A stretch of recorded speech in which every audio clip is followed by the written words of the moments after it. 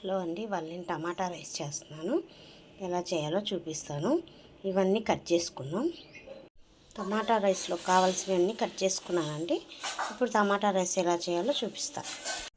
నూనె పోసుకున్నామండి. బిర్యానీ ఆకు, 2 లవంగాలు, 1 చెక్క, 1 యాలక్కాయ, ఉల్లిపాయ వేసుకున్నామండి. ఉల్లిపాయలు బాగా ఫ్రై అయ్యేదాకా ఉంటాయి.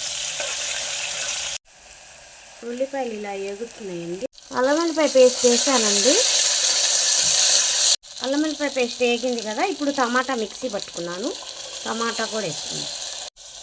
టమాటా పేస్ట్ ఇలా ఏగుతుంది కదా. ఇప్పుడు కొంచెం కరివేపాకు, పచ్చిమిరపకాయలు, కొత్తిమీర వేసి బాగా కలుపుకోవాలి. కొంచెం పసుపు, కారం కొంచెం అండి, అన్నానికి తగ్గట్టు. 2 గ్లాసులు బియ్యం చేస్తున్నాను. దానికి తగ్గట్టు కారం వేసుకున్నాం. కొంచెం కసూరి మేతి అండి, కొంచెం ధనియాల పిండి వేసుకున్నాం.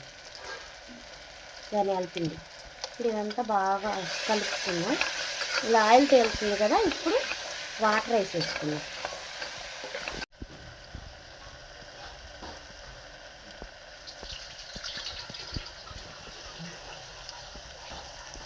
ఇప్పుడు రైస్ వేసేసుకున్నామండి.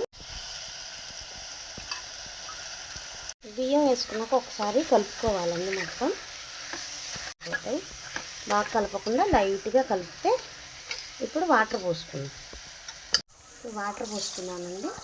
వాటర్ పోసాక ఒకసారి కలుపుకోవాలి. కలుపుకొని సాల్ట్ వేసేసి సాల్ట్ వేసుకున్నామండి.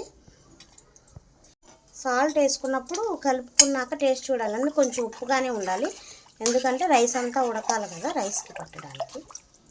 ఇప్పుడు కుక్కర్ మూత పెట్టేసుకొని 3 విజిల్స్ వచ్చేదాకా ఉంచుకున్నాం.